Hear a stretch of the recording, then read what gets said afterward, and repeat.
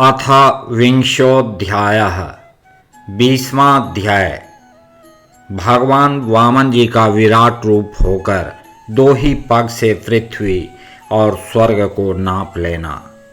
श्री शुकदेव जी कहते हैं, राजन, जब कुलगुरु शुक्राचार्य ने इस प्रकार कहा तब आदर्श गृहस्थ राजा बलि ने एक क्षण चुप रहकर बड़ी विनय और सावधानी से शुक्राचार्य जी के प्रति यूँ कहा। राजा बलि ने कहा, भगवान, आपका कहना सत्य है। गृहस्थाश्रम में रहने वालों के लिए वही धर्म है जिससे अर्थ, काम, यश और आजीविका में कभी किसी प्रकार बाधा न पड़े। परंतु गुरुदेव, मैं प्रहलाद जी का पौत्र हूँ और एक बार देने की प्रतिज्ञा कर चुका हूँ। अतः अब मैं धन के लोभ से ठग की भांति इस ब्राह्मण से कैसे कहूँ कि मैं तुम्हें नहीं दूंगा। इस पृथ्वी ने कहा है कि असत्य से बढ़कर कोई अधर्म नहीं है। मैं सब कुछ सहने में समर्थ हूँ, परंतु झूठे मनुष्य का भार मुझसे नहीं सहा जाता। मैं नरक से, दरिद्रता से, दुख के समुद्र से, अपने राज्य के नाश से और मृत्यु से भी उतना नहीं डरता जितना ब्राह्मण से प्रतिज्ञा करके उसे धोखा देने से डरता हूँ।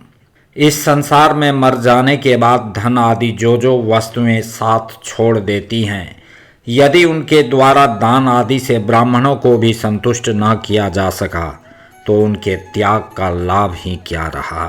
दधीचि, शिवी आदि महापुरुषों ने अपने परम प्रिय दुस्त्यज प्राणों का दान करके भी प्राणियों की भलाई की है। फिर पृथ्वी आदि वस्तुओं को देने में सोच विचार करने की क्या आवश्यकता है। ब्रह्मण, पहले युग में बड़े बड़े दैत्य राजों ने इस पृथ्वी का उपभोग किया है। पृथ्वी में उनका सामना करने वाला कोई नहीं था। उनके लोक और परलोक को तो काल खा गया, परंतु उनका यश अभी पृथ्वी पर ज्यों का त्यों बना हुआ है।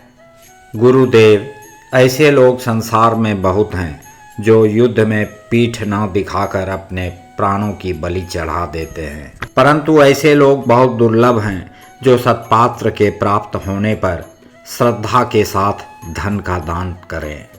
गुरुदेव, यदि उदार और करुणाशील पुरुष अपात्र याचक की कामना पूर्ण करके दुर्गति भोगता है तो वह दुर्गति भी उसके लिए शोभा की बात होती है। फिर आप जैसे ब्रह्मवेत्ता पुरुषों को दान करने से दुख प्राप्त हो तो उसके लिए क्या कहना है। इसलिए मैं इस ब्रह्मचारी की अभिलाषा अवश्य पूर्ण करूँगा। महर्षि, वेद विधि के जानने वाले आप लोग बड़े आदर से यज्ञ यागादि के द्वारा जिनकी आराधना करते हैं, वे वरदानी विष्णु ही इस रूप में हों अथवा कोई दूसरा हो, मैं इनकी इच्छा के अनुसार इन्हें पृथ्वी का दान करूंगा। यदि मेरे अपराध न करने पर भी ये अधर्म से मुझे बांध लेंगे तब भी मैं इनका अनिष्ट नहीं चाहूँगा, क्योंकि मेरे शत्रु होने पर भी इन्होंने भयभीत होकर ब्राह्मण का शरीर धारण किया है।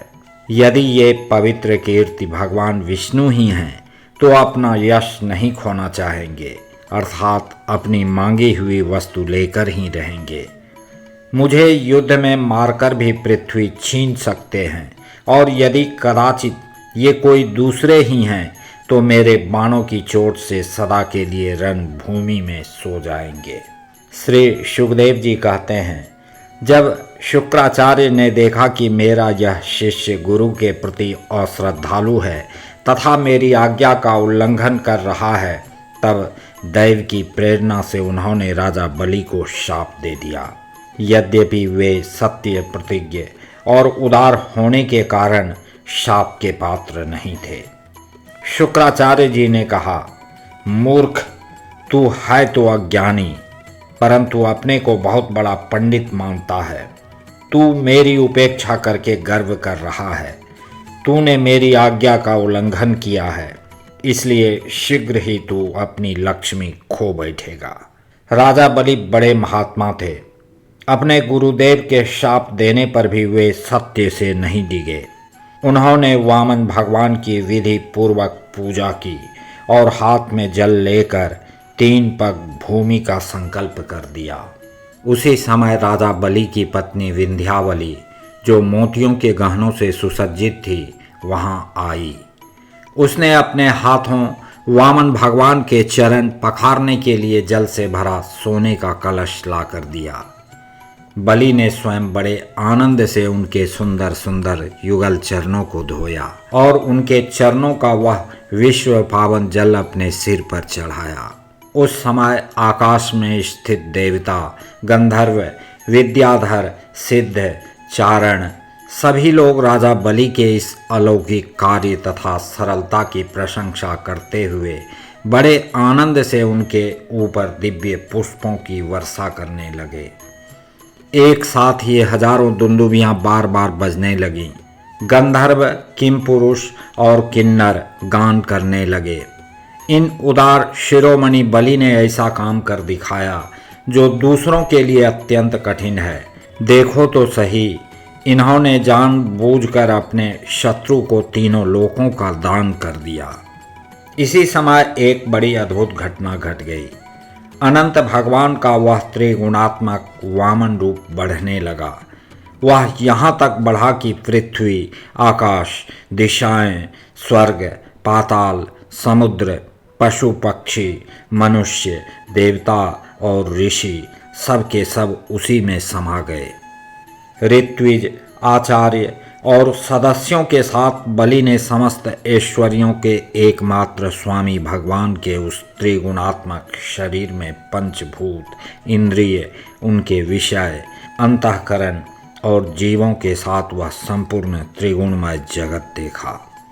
राजा बलि ने विश्व रूप भगवान के चरण तल में रसातल, चरणों में पृथ्वी, पिंडलियों में पर्वत, घुटनों में पक्षी और जांघों में मरुदगण को देखा।